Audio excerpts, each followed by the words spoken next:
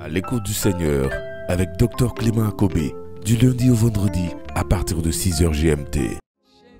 Il agit puissamment pour la gloire de Dieu. Le Saint-Esprit est là, il est là.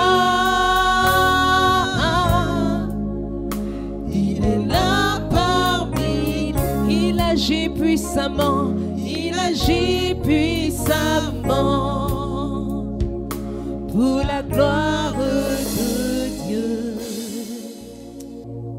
Notre Dieu, tu es le Seigneur. Tu es là, Esprit de Dieu, nous voulons te dire merci.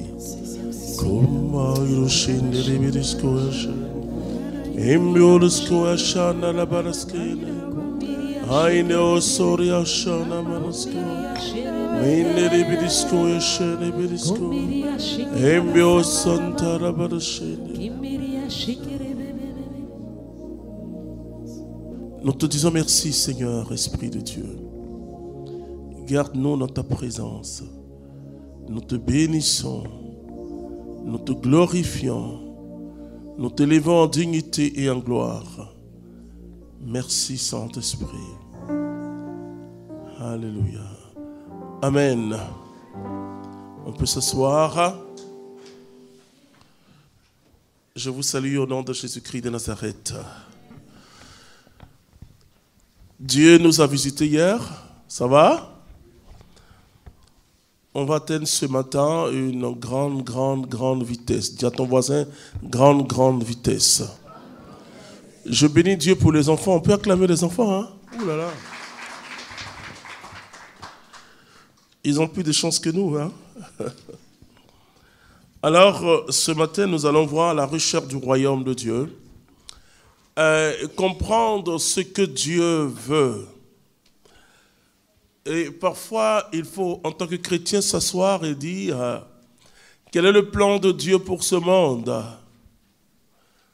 Laissez-moi vous dire quelque chose avant que Jésus ne vienne. Les gens pouvaient guérir par des piscines miraculeuses. Et les gens se mariaient, les gens pouvaient prospérer. On voit Salomon qui prospère. Alors, qu'est-ce que Jésus est venu apporter dans ce monde? Dans le Notre Père, il y a deux phrases qui me touchent personnellement. Que ton règne, vienne. Ça veut dire quoi? Que ton règne vienne. Ceux qui sont en ligne, vous pouvez aussi interagir. Ça veut dire quoi que le règne de Dieu vienne? Le règne de Dieu doit venir. Est-ce qu'aujourd'hui, nous sentons le règne de Dieu dans ce monde? Soyons honnêtes, non. Mais pourquoi le règne de Dieu n'est pas encore dans ce monde? Oui, à cause de quoi? Non, vous savez, dans ce dernier temps, les gens parlent beaucoup du péché. Le péché n'effraie pas Dieu. Et parce que c'est le pécheur que Dieu regarde. Il déteste le péché. Le péché est un élément étrange et étranger à l'homme. Et parce qu'il y a eu le péché originel, il y a comme une tache. Et même quand on a le baptême, il y a une tendance, une inclination vers le mal qui fait que, bon, comme le dit l'apôtre Paul, le bien que je veux faire, je n'arrive pas à faire, etc. C'est le mal c'est ce qu'on appelle la concupiscence. Mais ce qui intéresse Dieu, c'est toi. C'est parce que dans notre cœur, le règne de Dieu s'installe dans notre cœur. Et quand le règne de Dieu, c'est pourquoi les paraboles du royaume, il a parfois parlé d'une plante, d'une graine, n'est-ce pas, qui va grandir. Donc c'est notre témoignage en tant que lumière qui va faire que, en fin de compte, le monde n'est pas aussi mauvais qu'on le pense. Si nous disons qu'il est mauvais, c'est parce que la lumière n'éclaire plus. C'est parce que nous, chrétiens, on a oublié ce que c'est que le royaume de Dieu. C'est parce que chacun pense à lui, chacun pense à son bonheur, c'est vrai. Mais je dis toujours, ton bonheur sans les autres, de toute manière, quand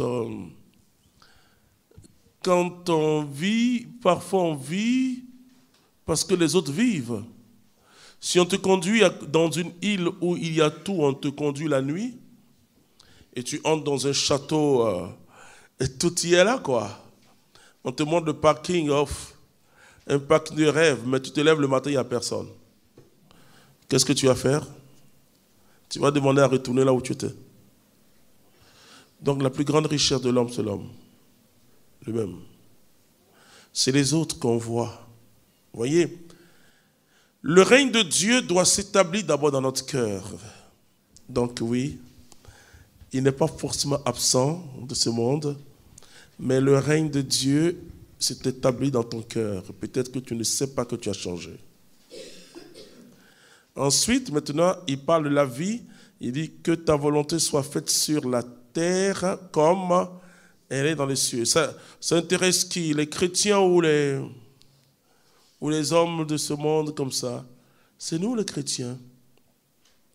C'est nous la vie du ciel, on doit la vivre sur la terre. Pour aller au ciel, il faut vivre la vie du ciel sur la terre. Voilà.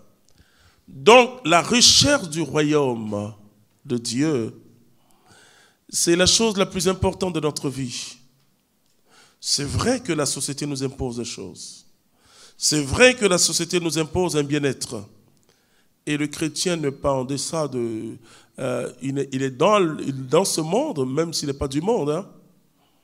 Et je peux vous dire que Dieu nous donne notre pain quotidien. Mais je dis aux gens, c'est vrai que tu te donnes ton pain quotidien, mais il faut demander à Dieu une boulangerie pour être un distributeur de pain. Oui, il nous comble. Hein. Il nous comble, c'est le devoir du père de nourrir ses enfants. Hein, ou de la mère de nourrir ses enfants. Vous savez, si vous allez prêcher au Canada, et puis dans votre prédication, vous dites père, père, père, tous les textes qu'on dit père, père, là. Oui, il faut dire père et mère. Ah, le monde, hein? Vous savez, le monde est en bouleversement, mais en mutation profonde. Et dans cette mutation profonde, il y a des vérités. Il y a la place aujourd'hui de la femme dans le monde. La grande conversion de l'humanité, ça sera son regard sur la femme. Moi, c'est ce que je prêche. Si l'homme ne voit plus la femme comme une proie, l'humanité est sauvée. Le spectre du péché a présenté la femme comme à partir de son sexe. Voilà. Et donc, le regard de l'homme aujourd'hui, même pour les concours, et moi je parle avec des femmes qui sont ministres de la République, hein, elle dit, mais mon collègue me cherche. Elle est étonnée, quoi, nous les ministres. Mais il dit, mais tu n'es pas une femme. Tu es une femme comme les autres femmes. Vous comprenez? Et je dis aux femmes, ta beauté, ton corps, c'est pas ça ta valeur. Ta valeur, c'est celui qui t'a fait. Oh, la femme, elle est belle. Mais sa valeur, c'est Dieu. Et moi, je demande aux femmes de protéger ça. Je parle aux femmes, les femmes d'affaires. Je leur dis, attention à une prostitution subtile, même si tu ne te couches pas. Et quand tu vas voir quelqu'un pour les affaires, tu te mets en mini, tu te mets en toi, tu te mets en décolleté, comment on l'appelle? Enfin, décolleté ou décolleté, enfin, c'est pas mon genre. Et tu viens avec des paupières, enfin, des fossiles. Maintenant là, vous savez, j'étais à un mariage. Et je regardais la Marie, mais est-ce que c'est elle là? Est-ce que c'est elle, ma fille même? Non, c'est pas elle. Dieu! On a pick-up, comment on l'appelle? Dieu! Heureusement que j'ai vu son fiancé. Je n'ai rien de comme ça. Puis il me dit, papa. Est-ce que c'est elle là même? Ou bien je me suis trompé. Je reçois tellement de gens. Clémentine reçoit trop de gens. Ah! C'est après quand par sa voix, papa merci. Oh, c'est elle. Donc tu te mets en make-up. Et parce que tu te dis que tu vas séduire le DG pour qu'il te donne le marché. C'est une prostitution, frère et soeur. La valeur de la femme, c'est Dieu et son être de femme. Elle a une sensibilité extraordinaire. Et donc, il faut regarder. Le règne de Dieu, c'est ce regard de Dieu sur le monde et sur l'être humain. Ah oui. Moi, j'étais très très loin du Seigneur. Quand je commençais les premières délivrances, et qu'est-ce que le démon va faire? Il déshabille les filles. Mais je les poursuis pour prier. Ah, il s'est dit, mais lui là, il est vraiment converti. Vous voyez? Mais l'éclat de la beauté de Dieu, de ce que Dieu fait dans ton cœur, te libère. C'est pourquoi Jésus dit, si le Fils de Dieu vous rend libre, vous serez libre. Ah oui. La libération des hommes, ce sera ça. Dieu merci que il y a beaucoup de gens, de femmes aussi qui commencent à être converties. Et c'est très important de travailler. Moi, je suis toujours émerveillé de voir les femmes soldats et puis avec on parle de confrères ou bien, c'est ça, hein, leurs collègues militaires font la même chose, c'est bien. Mais la femme restera la femme. C'est là où je dis, elle n'a pas besoin de luttes égalitaires, non. Elle n'a qu'à prendre sa place dans le monde. Oui. Parce qu'il y a des débats qui maintenant manifestent l'absence de sexe. C'est-à-dire qu'on peut interchanger, je ne sais pas comment vous le dire, quoi.